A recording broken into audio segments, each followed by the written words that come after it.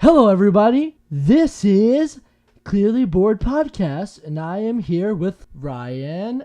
And it's me, Malwarferg. And this is the Soft Reboot.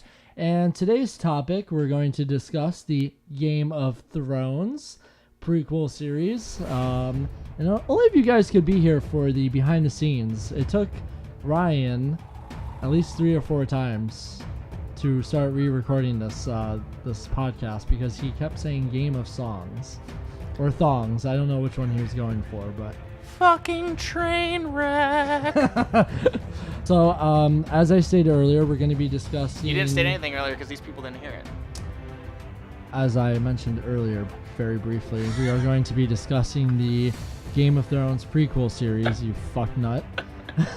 Someone's a little bitter. So, see, Ryan's a mess today. He's just dropping shit. He doesn't know what's what. My life's been turned upside down. Jesus. Oh my God, Ryan. What are we going to do with you? Nothing. Just let me die. Just sell you Just let abroad me die somewhere. in a purge. So, as some of you out there may know, or may not know, depending if you care or not, Game of Thrones Season 8 just recently wrapped up.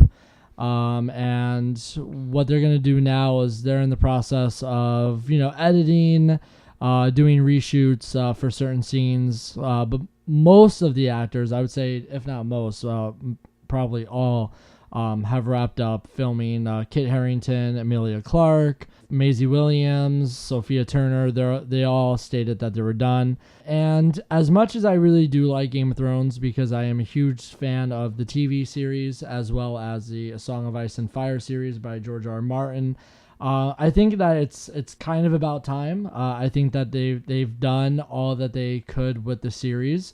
Dependent on the fact that they didn't really have a lot of source material for the last 2 years. Season 6, or wait, was it 6? 7? 7 is trash. Yeah, I think you expressed that you did not like that. Listen, I love just about everything that's Game of Thrones related. I do have I've expressed a lot of my concerns with season 7. I think the one that really... You're so nice. The one that really just did it for me was the one where they go hunting for a White Walker. Because that episode basically spans 2 days at least. And then Daenerys gets there in 4 seconds. Yeah. And Gendry runs from where he is all the way back to the wall to be able to call Daenerys. Just not even tired. Talking about being, he's tired. He collapses. But the fact that he was able to fucking be a cross-country sprinter or whatever. Yeah. And he missed his in calling. snow. And, the fact that he seemed to know how to get back. I mean, ran into no issues. Yeah, no issues at all. You know what I mean? It's just, talking about convenience, plot convenience, that really just pissed me off. We should make a podcast called Plot Convenience. Yeah, that's actually good. That should be the new name. Yeah. Yeah, I don't know. Reboot! Another reboot. It's like the Spider-Man series. Jesus. Spider-Man.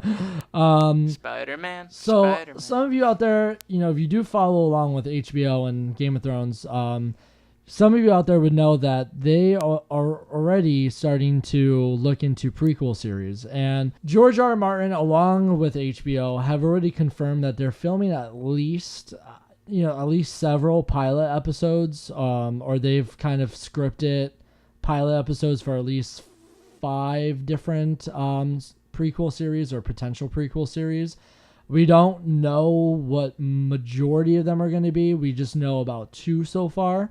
So according to a recent report that just came out, I think it was actually 5 days ago. A lot of reports have been coming out since June, basically, that they are going to start filming one of the spin-off shows, the pilot for one of the spin-off shows in October. So this October, they are going to start filming for that pilot episode. So far, the prequel series that they've kind of set out on, one of them would have to do with the Age of Heroes. The Age of Heroes would take place way before the events of the first film. I mean, we're looking at... show? Sorry, the show, yeah. So, season 1 of Game of Thrones, where it lines up, this prequel series, one of them they're gonna kind of focus around would be the Age of Heroes, and that's about 10,000 years in the past. So it's going to be like way, way back in the timeline. So no Sean Bean cameo? No Sean Bean cameo at all. I know you're sad. I know you just want to see him die. He better be in the last season, like as a ghost or something. They can do it. I don't want to hear that they can't do it. They have the money, and he's probably not exactly a high-paid actor. I mean, he's getting his money, but like... Yeah. So I believe when you're looking at it in the timeline of the show and the book and all that, the Age of Heroes is like one of the earliest known time periods that historians, and I use that loosely, but the lore, because it's fiction. Yeah, the lore of Game of Thrones, it goes back about 10,000 years into the past. And I think that the age here that I'm looking, as reference on the article here, but the age is said to have lasted about 4 years until the Andal invasion, and we don't have to touch base on that yet. But basically, during the Age of Heroes, digging into my recollection of having read the books like 3 or 4 times each, and having all the companion books and whatnot along with it. He's got a bit of a problem. I have a problem, yeah. When it comes to A Song of Ice and Fire, Game of Thrones, I have a raging boner for it. Honestly, I just wish you would do something normal like cocaine. Be healthy. Cleanse your palate. Yeah? I'm cleansing it with books. I don't know. Does that help? Is that healthy? Do I sound like a vegan? Basically, the Age of Heroes, it was a time where the children of the forest, those little green creatures that pop up randomly, I think in like season 4 or 5 or whatever, they are kind of like the Native Americans of the United States, because they were one of like the first people, or the first group of people here, or not here, but on the Westeros land. And then the first men kind of came along, and they started moving up north further and further, and it pushed the children of the forest further north as well. So basically, these two groups of people continuously went to war against each other. And in order to stop their race from being wiped off the map, the children of the forest created the White Walkers, or the Night's King, who's on the show, that javelin thrower that should be on Team USA or something like that. I loved those memes. Those memes were great. I mean, just like where was he in the Olympics? Like the Winter Olympics. Yeah. So they created that guy, and they used him as a weapon. But then they started realizing that, holy shit, we created a weapon of mass destruction, literally. This is all in the Age of Heroes. This is all in the Age of Heroes. Okay. And then they realized, we created a freaking monster, and this kind of backfired against us. So the children of the forest made a pact with the first men, basically stating, listen, everything here is our land. You guys get that land, but we need to band together, and we need to stop the White Walkers and the Night King from wiping us off the map completely, all of us off the map. And so basically, both of them went to war together. They drove back the Night King and the White Walkers and all that, and then there was this kind of like peace for a long time until the show comes about and we start seeing them kind of awaken again.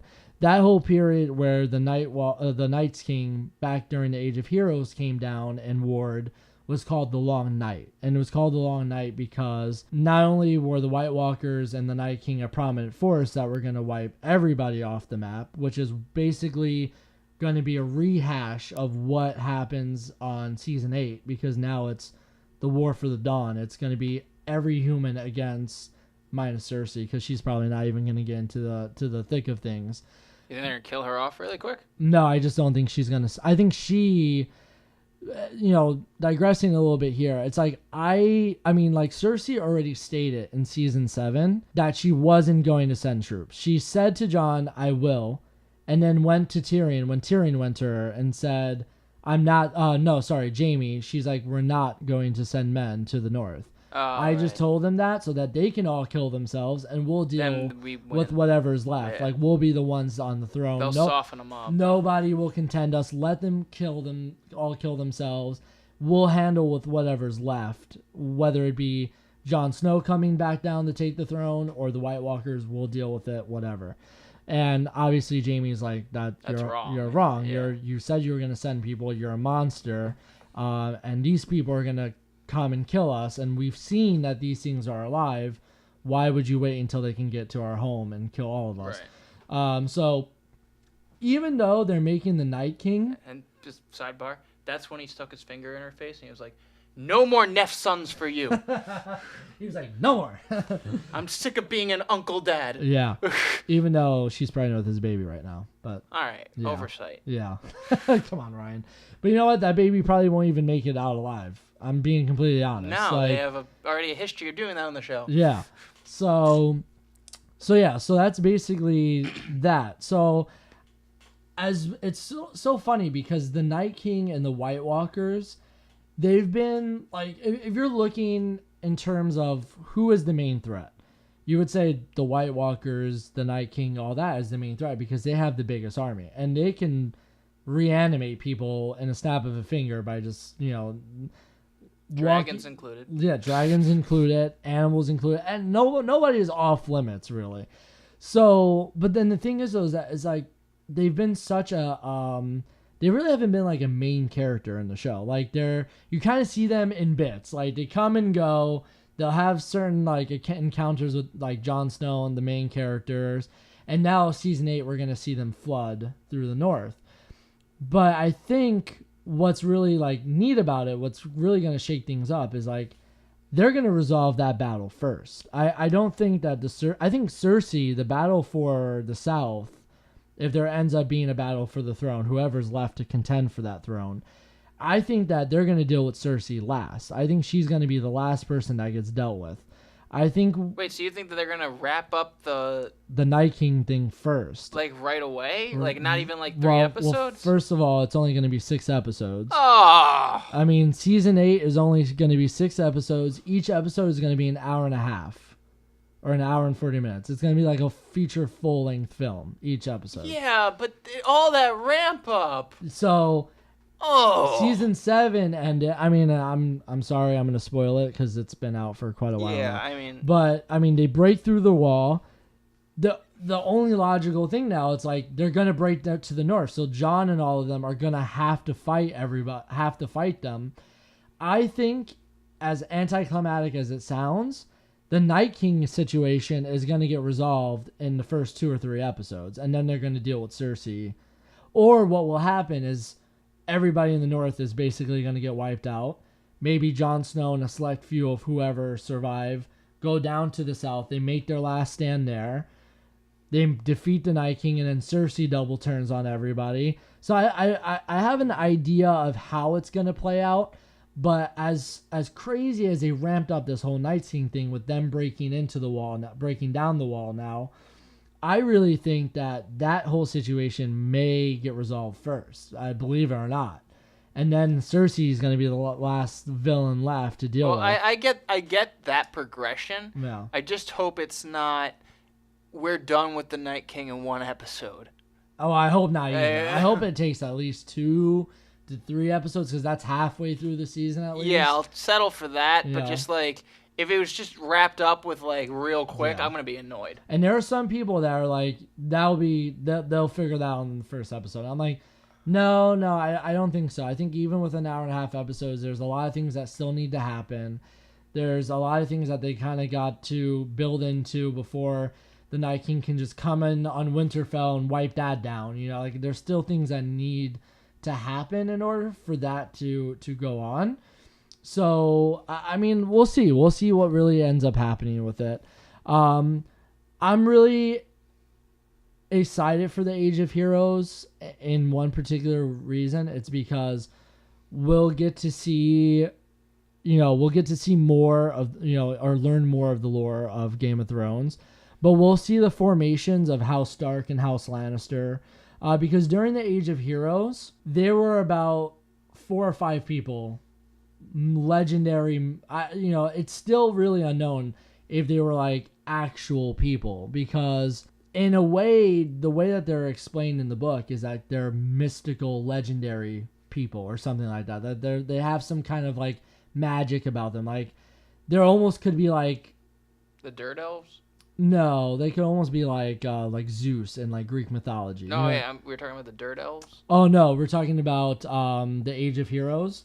So during the Age of Heroes, when it formed, so the Age of Heroes really, it's like these people helped form these houses, basically these heroes. So for House Stark, the first person that's credited with starting House Stark was Brandon Stark. He was this guy called Bran the Builder.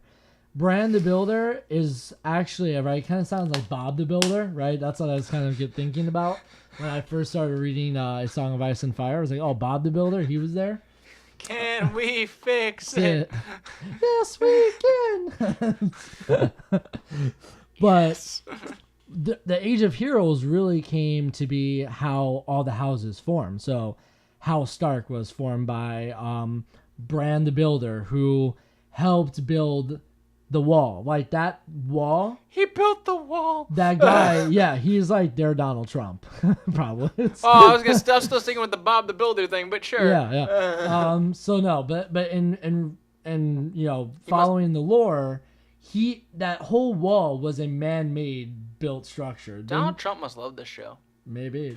Well, you should saw when he got elected all of the memes about the wall. Oh, I'm sure. They were great. I'm sure. I mean, like, you didn't like Donald Trump, but you're like, these memes are solid. Right? Yeah, it was like... like the wall. They're solid like the wall. Yeah. So, George R. R. Martin doesn't really go into how the wall was made. He just said it's a man-made wall built by Bran the Builder. But... How was it built? How was it placed that wide, that high up in the air? How did it happen? So there's some kind of element of like magic that comes along with it, which is why these in the Age of Heroes, it was very magical. Like there's a lot of magic that was happening. There's a lot of things that have not really been able to be explained really. And I think to get to see that in live action and get to learn more about it, especially because it's not like the book series, like A Song of Ice and Fire. Like the directors and the writers ran into the issue because there wasn't enough book material, because they already had surpassed the books and had him kind of make up the stuff as they went along, right? It's like they had some guidance from George R. R. Martin, but they had to kind of improvise and do things the way that they saw would fit. Which is why the books are never going to line up, because obviously they don't have the source material that George R. R. Martin has, because he refused to really kind of spoil the books, and then everybody watches the show and then nobody buys the books, so he has to keep it different. So I really think that with The Long Night, you can add in the pieces there because we already don't know much about it. So it'd be like filling in the pieces, the puzzle, it's like, you can kind of let your mind travel with it and, fantasize about what these people did, what they went through, how it was, because we already know so little about this time. So the Age of Heroes in this one, we'll probably see the formation of House Stark. We'll probably see a battle of the Long Night, with the White Walkers again. We'll probably see something like similar to that. I hope it's not the same exact thing. I hope it's not, but we'll see how that gets factored in. We'll see the battle between the First Men and the Children of the Forest, which will be really cool to see because it's been heavily announced within the fictional world of A Song of Ice and Fire in the fictional history. We'll see the development of House Stark, House Lannister, which was actually started by Lan. I think you call him Lan the Clever. So he started House Lannister. Fitting. Yeah, Lan the Clever. Lan the Clever actually got the castle, Casterly Rock, by tricking somebody into giving it to him, which is why they call him Lan the Clever, and then Lan got elongate it to Lannister, so House Lannister. Ah. We'll see, like I said, the Children of the Forest, the White Walkers. We'll see all of that. A lot of political intrigue was already happening at that time because it was the formation of religions. It was the formation of houses. So everybody was kind of starting to learn how to work together, how to be diplomatic with one another. Like that crazy cult that's going to be in it? We'll probably see them, yeah, because you'll have the old gods. You'll have the religion of R'hllor. We'll see some of that. So I just think that it's really, really interesting. I did not foresee this being an actual opportunity for them to kind of build on. So I think when it got announced, everybody was just like, holy shit. Like, nobody was expecting that. Everybody was kind of expecting Robert's Rebellion. Like, seeing, Brandon Stark and Ned Stark and, all of these other people that have already been mentioned in the current show.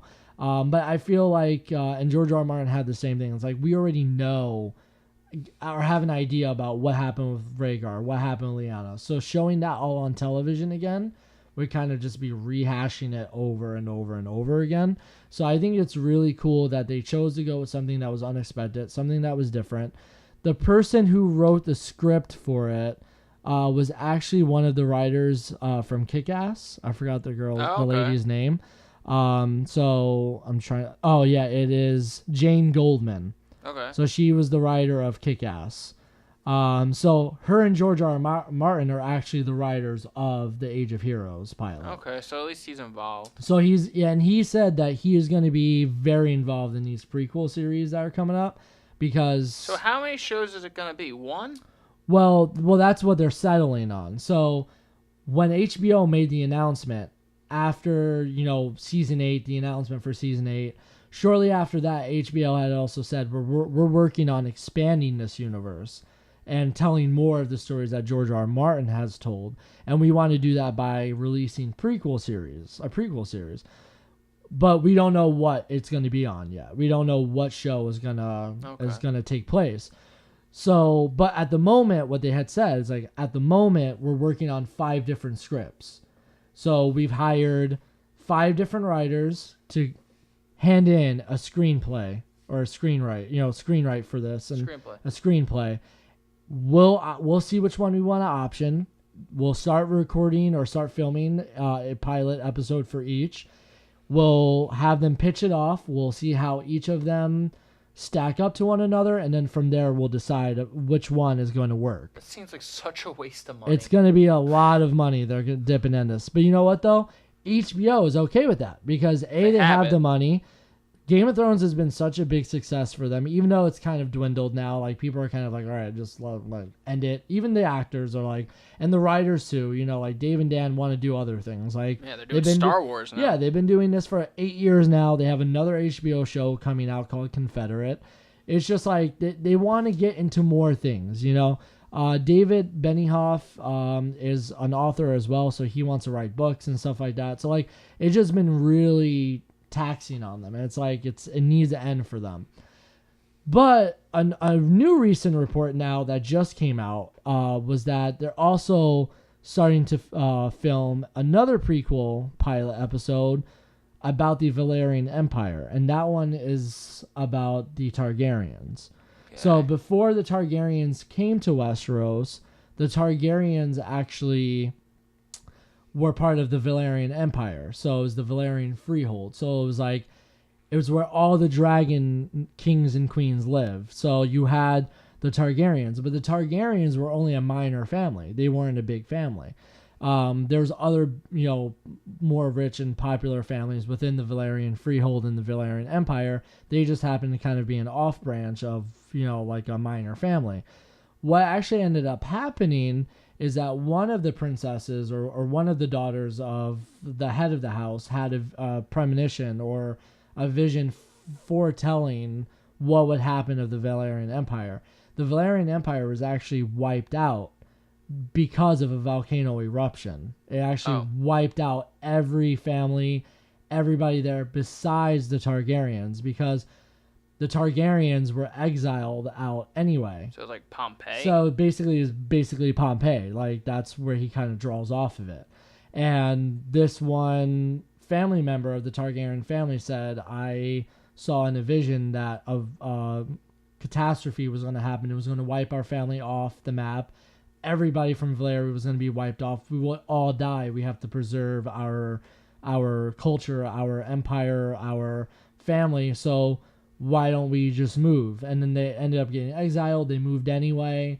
And they moved to Dragonstone, which is where Stannis has his seat. That's where his seat is, Dragonstone. So I think it's really cool that they're going to be doing this prequel series. This is one that was a little bit more expected of them to do because it was in popular demand by fans, by executives of the company. According to this article, which is on winteriscoming.net, it's a very popular source for all Game of Thrones news and whatnot. So I highly suggest if you're looking for something that's a little bit more reputable to go to this website. According to a source and a source within HBO, actually, the show would be called like Empire of Ash. It'd be like Game of Thrones Empire of Ash. And it would be about the decline and fall of the Valyrian Empire. And the person that's actually going to be writing that one is Max Bornstein, who did Godzilla in 2014, and he did. I actually like Godzilla. I don't think it was that bad. The most recent one wasn't that bad. I don't like it. I thought it was good. And then he did Kong Skull Island, which was which they also said was.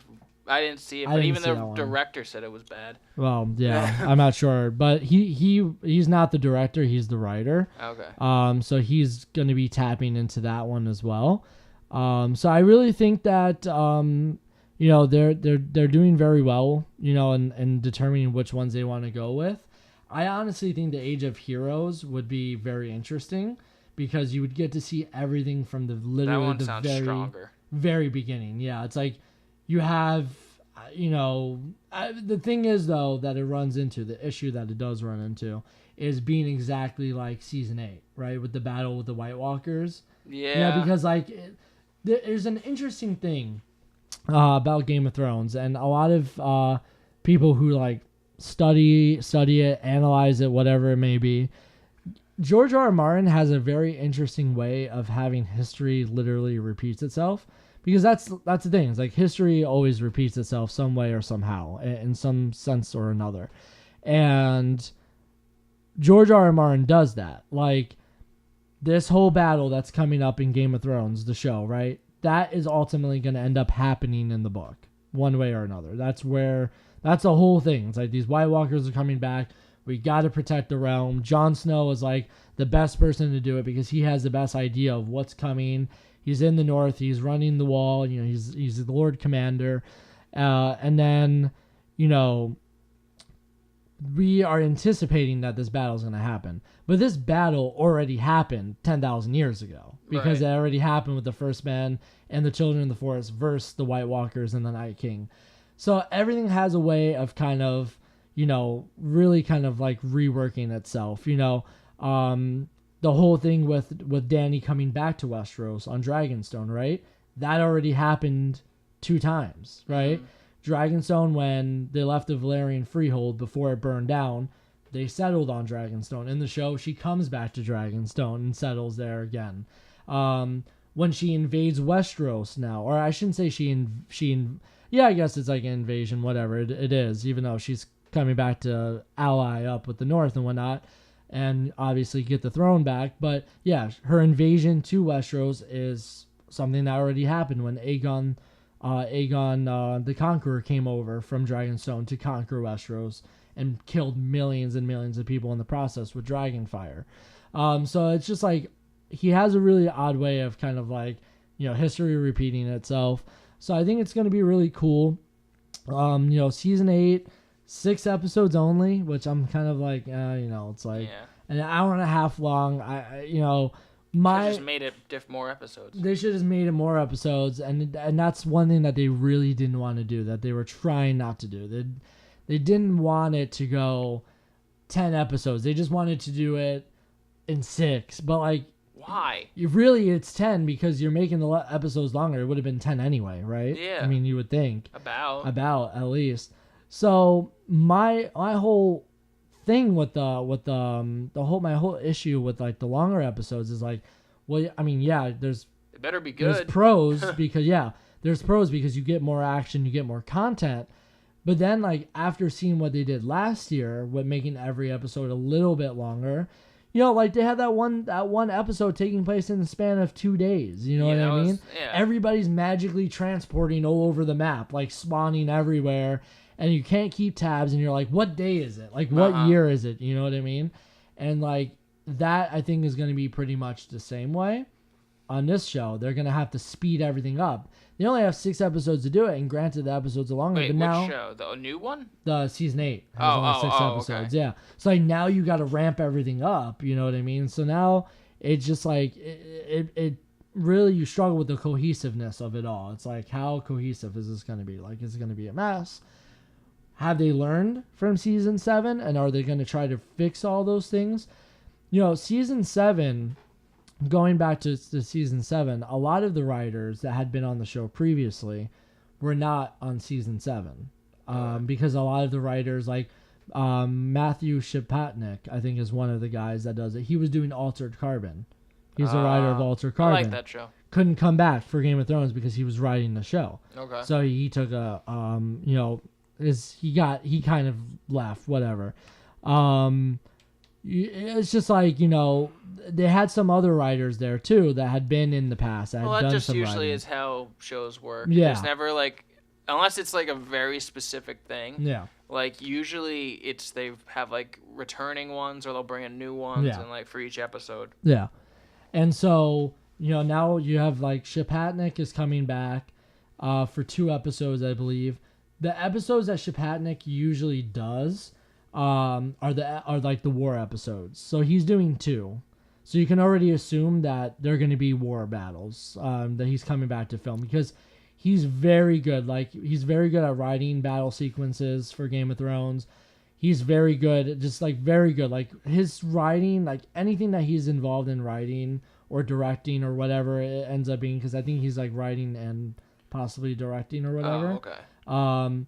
Everything is war based, basically. There's always a fight sequence that happens. Because what happens with usually when it comes to TV shows, if there's a writer on an episode, they're already told what they have to write, but it's how because the story can't just be completely different. Yeah, because you want to make sure they don't deviate. Right. So they have to refer back to all the other episodes and also look forward to make sure that they're not going to mess it up. Yeah. So it's basically they're writing in a very small bracket. Yeah. And that's why it's like usually very limiting. It limits them, yeah. And that's why usually if they bring in writers for stuff like that, that's why shows that have those filler episodes, they're so bad. Yeah. Because it's literally just like, all right, let's just throw a random plot in there. Yeah. Because we're not ready to move the story forward yet. Yeah. That's what. So it's like, if you're bringing in someone like that particular writer, it has to be something like super strong, I feel like. Yeah. And so I'm really excited that they're bringing back their top writers. I'm hoping that it flows a little bit better, because I think that's kind of what happened with season 7. Like, they brought in writers that haven't written for them, right? Or like haven't written like great episodes for them. You know what I mean? Like, and they just added in a lot of filler. And even that one episode where the timeline shift like 2 days in one episode within an hour, even the guy went back and was like, yeah, you're right. Like, it didn't make sense at all. It was an oversight. Like, we didn't think about it. It's like, but how can you not think about those kind of things? That's a pretty obvious one. You know what I mean? Like, that's like the big thing. You know, it's like you should have your pacing. You should know your pacing. Yeah. And so that's why, even though I really like Game of Thrones, I think it's good that it's coming to an end, because it's starting to get to the point now where they're rushing it. They're just trying to put out content, get it over with. And it really has brought down the level of quality. Well, I think maybe that's why it's a good thing that they took the extra amount of time for this last season. Well, yeah, go ahead. So it's probably better that they did it. Hopefully, we won't get another season 7, because it's going to be a huge letdown for people, and it's probably going to also hurt the spinoff if this ends on a low note. And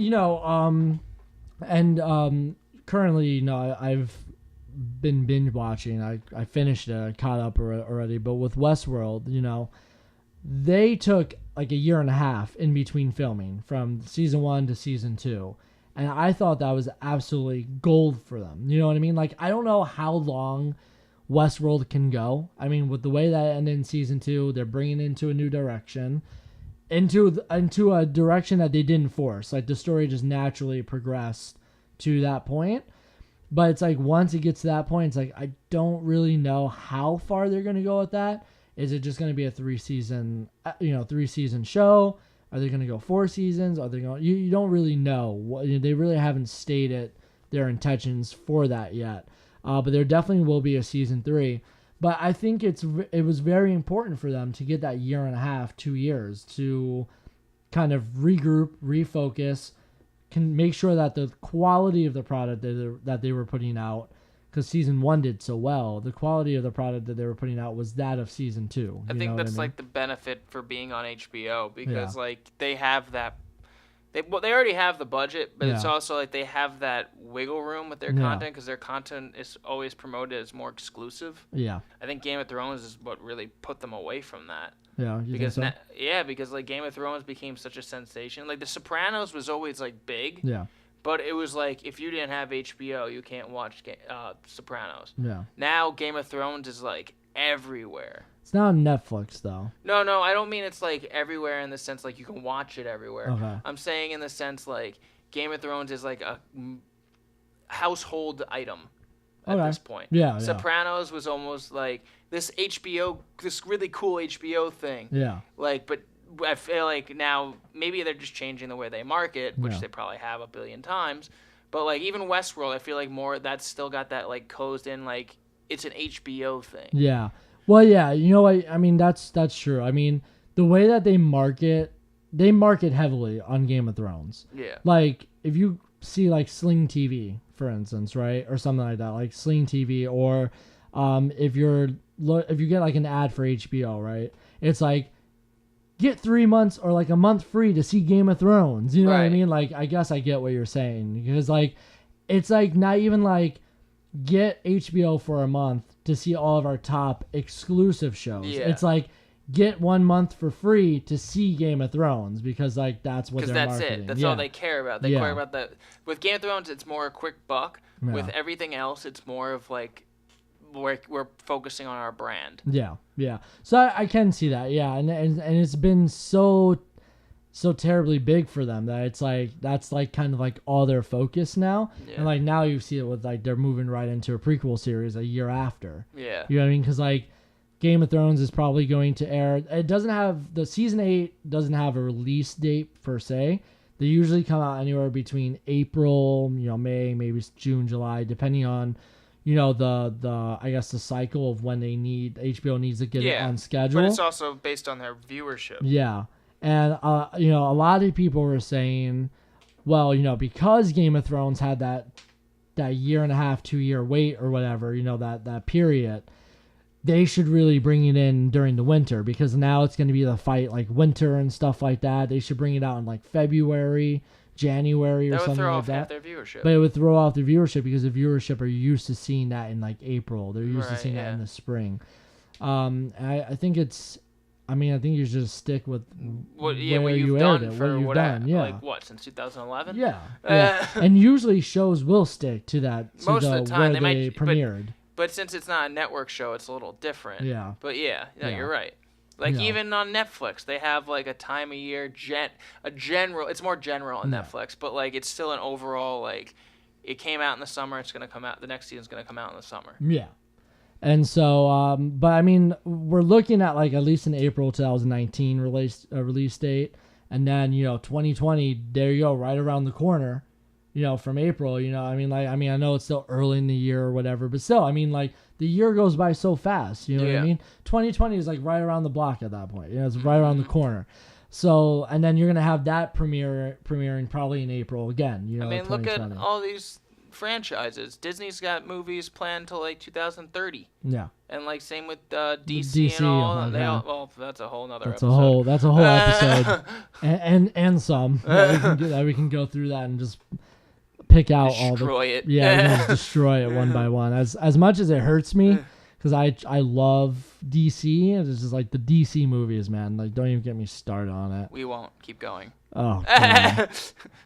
So, very interestingly, going back to that Empire of Ash prequel series that's being written by Max Bornstein, I'm actually scrolling down because I'll be completely honest. Off the top of my head, I generally know a lot about A Song of Ice and Fire and what's coming, what's happening, and all that. So I don't really need to advise, these.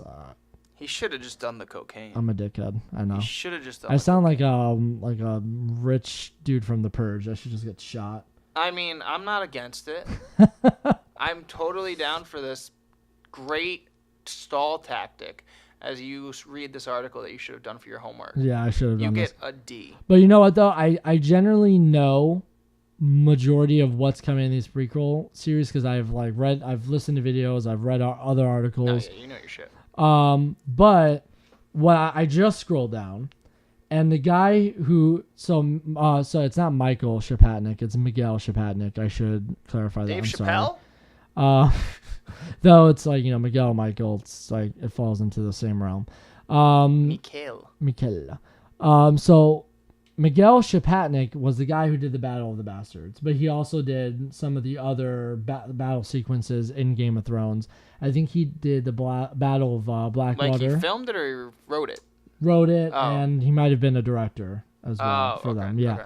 So, it says Battle of the Bastards director, Miguel Shepatnik. So he directed the episode. He directed that episode. Okay.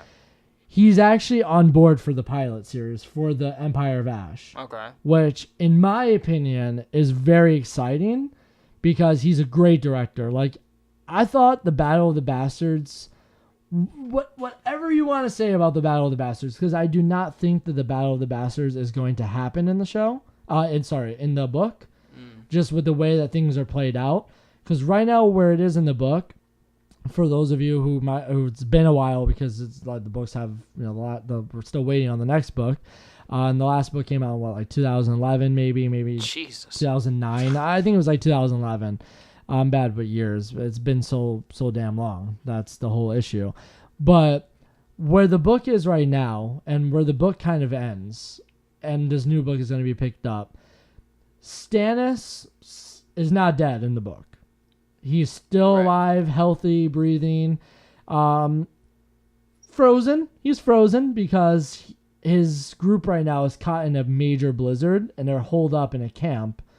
But where the camp is that they've settled on is a very strategic location. It's the best place to be for a battle because not only have they settled there, but they've scouted the surrounding areas. They know everything about the area. The people that he has with them are some of the mountain clans that have come down to get Winterfell back for the Starks because they're very loyal to the Starks. So they're the ones that know the land. Like they're like, we know the land. Like we know it up here. We have a map of the place. Like we have it mapped out. These are your strategic points. This is how we're going to battle if the Boltons come down. So he is still alive and well. Maybe not 100% well because they're frozen. A lot of the people... Would you say he's frosted? He's frosted. Oh! Brand marketing. Brand marketing at its finest right there. Oh, man. How much are you getting paid? A lot of nothing. Yeah. Doll hairs. Doll hairs. I have a wallet full of doll hairs. But where Stannis is right now... they're cold, they're hungry, they're kind of itching for war. Like, that's all they want to do. They're like, let's get this shit over with. Let's win Winterfell back. Let's kill these Boltons. And so the Boltons kind of being like, let's have other people fight our battles and die. And, we're going to hold up in Winterfell and be nice and warm and safe, even though that's really not, it's me being just an idiot and exaggerating the situation because where the Boltons are, they're dealing with a lot of backstabbing and like paranoia because the people that are holed up in Winterfell with them, they don't actually trust. They're holed up with the Manderleys who are very loyal to the Starks, right? They have the phrase there, the fucking phrase. Like nobody likes the phrase, you know what I mean? Like they're treacherous, they kill people at weddings, they're backstabbers. But the Manderleys and the Freys don't like each other because the head of the house of House Manderley, his son was killed at the Red Wedding, so he still holds some hostilities against them. And there's literally about to be a civil war happening inside Winterfell. So in order to mitigate, kind of like to get, peace and quiet, the Boltons send both of them out to, hey, go fight Stannis. Like, you guys can go fight Stannis. Let you guys die off, kill each other. I don't care. Fight our dirty work for one another because Ramsay's still alive, right? Well, Ramsay is still alive, and his dad is still alive. His dad hasn't died yet. So I don't know if Ramsay's gonna. I feel like Ramsay will turn on him. So I think the show has the right of that. I think something's gonna end up happening. Bolton is Ramsay Bolton is treacherous. He's an asshole. He's just very unstable. So, that whole Battle of the Bastards thing, I don't know if that's going to really happen in the book. I think that was just plot convenience and we have two really good people. We have Jon Snow, who everybody loves, and then we have Ramsay Bolton, the guy who plays him, who did awesome on the show. I thought he was great for Ramsay. So, why not make this very convenient? Jon dies, he leaves the Night's Watch, and bam, there we go. You know what I mean? And it could very much still happen, but I don't know if that's going to necessarily happen. I see Stannis defeating the Boltons at Winterfell, pushing them back out of Winterfell, but I don't know. But Miguel Shepatnik did a very good job. Is it Michelle or Michael? Miguel Shepatnik. Wow, you said Michelle. Oh, did I? Sorry that. Miguel Shepatnik, I think, is ultimately one of the better directors you can have doing this because he's just been part of Game of Thrones since it started. He's filmed all the high-end sequences. The Doom of Valyria is going to have a lot of political intrigue. It's going to have, a lot of shit happening with dragons and battles and, water and naval battles and stuff like that. And he's already done that. So I'm really excited about it, and I think it's going to be... interesting. What are your thoughts? Would you watch the prequel series? Is that was something? A lot to take in. It's a lot to take in. I can ramble. I should have my own page for this, but maybe. No, you did a good job. I'm just gonna take myself out of this, and then I'm just gonna do. This is the malware Ferg episode, because you got it. You got all this shit. Thank you. Yeah. Appreciate it. Love you, man. Yeah, fuck off. Do you want my autograph? Do you have any doll hairs? I have pubic hairs. That's fair. I'll take them. That's like the pennies and dollars are the dollars. That's true though. That's very true. And mine, they cost a lot. No, they're rare. They're rare. They're minted in 1904. Whoa. If that makes sense. Did you get them imported? No, I have a wig down there. Did you get that imported? Yeah. From where? George Washington. Oh, just his it's estate. Local. His estate. It's local. Yeah, it's local, but yeah, whatever. So I'd watch that spinoff. Yeah. Yeah, no, I'd watch it. It really honestly depends how 8 ends. Okay, let me ask you a question though. No. So 8 doesn't end on a great note or whatever. I don't know. Whatever. Whatever 8 sucks. You think. Got it. Yeah, 8 sucks for you. Whatever. Okay, great. If it ends up being pretty decent, and you're like, okay, you know what, it ended on a good note, I would invest my time. Yes. Would you rather have dragons, like the Valyrian Empire, learn about the dragon history and the history of dragons and the Targaryens, or would you rather have the Age of Heroes learning about how the houses came to be, the battle for the Long Night? What Age of Heroes. Age of Heroes, you think? Yeah. Yeah. Unless and I would honestly, if they did a mix of the two, I'd be fine with that. Yeah, and that was something also that people were saying too. It's well, they did the Age of Heroes. There was a lot of shit happening in Essos that could have been happening that they can go and visit. Right. In a different episode, have a different viewpoint character. But yeah, if I had to pick, who doesn't like dragons? We all love dragons. I get it. I'm getting a little tired of dragons. But I don't know if I desired a need to see 10-episode season on just dragons. Well, that's the thing too. How long is this gonna run? How many seasons? Actually, so that's actually something I forgot to mention. I hit a big point. According to HBO and the source within HBO, the Empire of Ash series is planned to go for at least 5 seasons. And what about the other one? The other one, they haven't stated yet. Oh, okay. But the Empire of Ash would at least go 5 seasons. They're not thinking anymore at the moment. At least then 5. I don't think I could do that. I don't think I could go Just 5 5 seasons waiting for a seasons? volcano to go off. Yeah, because it's It's a lot. and the thing is though, it's like we already kind of know what happens. You know, it's Yeah, like so what's it's the like point? season 1, episode 1. Yeah, there's gonna be a volcano that wipes out. Don't get invested. They're all gonna get wiped out. Everybody's Yeah. gonna die. Besides, 2 of the Targaryens. And that's the thing too. Like Yeah. those 2 survivors, we're not gonna get like some big like nostalgia thing because they're not even the people we already know. Yeah. So I feel like that's gonna be less climactic and less. It's gonna be harder to get into it. Yeah. See, like for me, I like the houses. Like Yeah. I'm a nerd. Like House Stark of Winterfell. Like Well, I like those kind of things. There's more like, opportunity to have characters that you love and hate. Yeah. Like if like you're watching a show with all the characters and you already know 95% of them are gonna die, Yeah. it takes out all what makes watching Game of Thrones like so edgy your seat because the thing You don't was know who's gonna go. it's Yeah. like, well, if everyone's gonna go, then what's Yeah. the point? And like you said, like we said, you know what's gonna happen. With the Age of Heroes, we don't know jack shit. Yeah, we You know really what I mean? don't. People could be dying left and right, and we're like, yo, I love this guy from season 1, episode 1. Next episode, he's fucking killed. Like you don't, Yeah. because you don't know anything about him. Right. You're like, oh yeah, it's so awesome. So yeah. I mean, that's the thing. Like, Yeah. it's the only issue I see with that, like you brought up earlier, is it could be exactly the same. Yeah. But like, I mean, I don't think it needs a spinoff to begin with. But if you're gonna do it, I'd rather have something I can like dig my teeth into, Yeah. rather than something that should just be a TV movie. Yeah. Like- yeah.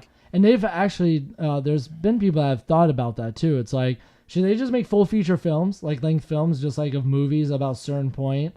Like you I can don't want it skip in all theaters. that. You know what? No, like HBO direct. Original or something. Original yeah, film. That would be fine. Like you skip building up to the volcano. The volcano happened. They just like it leaves off right there. Like they have to go to Dragonstone now. They invade Westeros. Like you can like just skip all that junk and just get to it. You know? What Yeah, I mean? I mean, I think if they made strong movies, Yeah. like HBO doesn't really do the movie thing though. Yeah. They have like a couple, Yeah. but it's like, yeah, I mean, I don't know. I feel like if they did, I feel like what would actually maybe be cool for the Age of Hero thing, if they did like a Band of Brothers kind of, Yeah. like that kind of like, I mean, obviously you'd have to be more seasons, Mhm. but maybe like each season focused on a family. Yeah. Yeah. Like I think that would be kind of a little bit better than risking more of the 2 days in one episode yeah. issue. Yeah. No, 100%.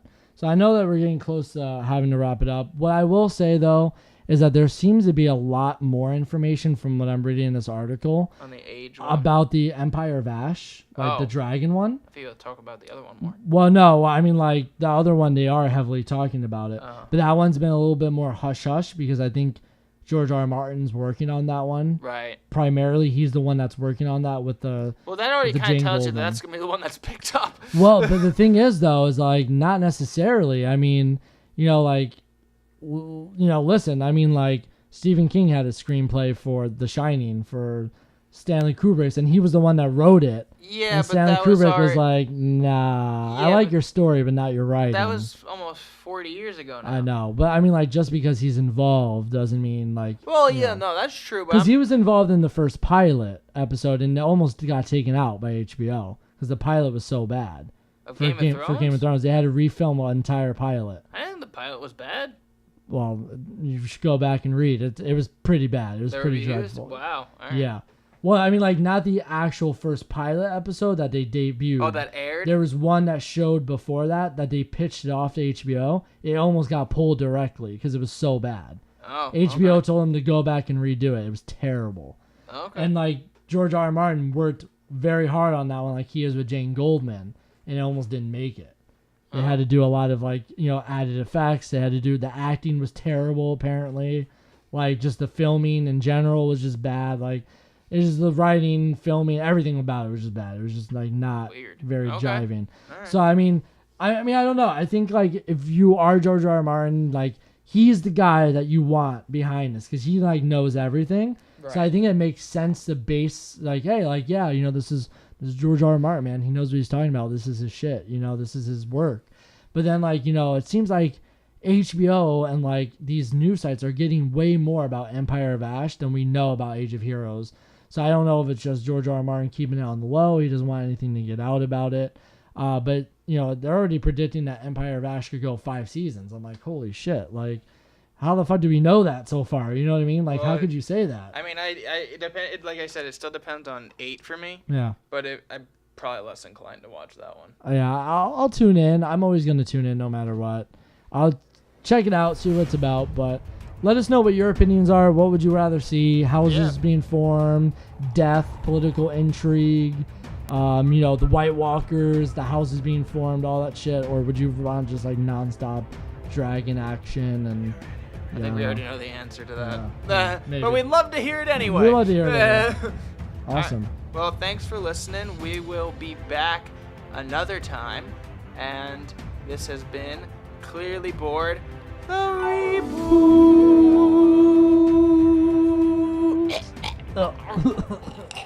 I shouldn't have done that cocaine.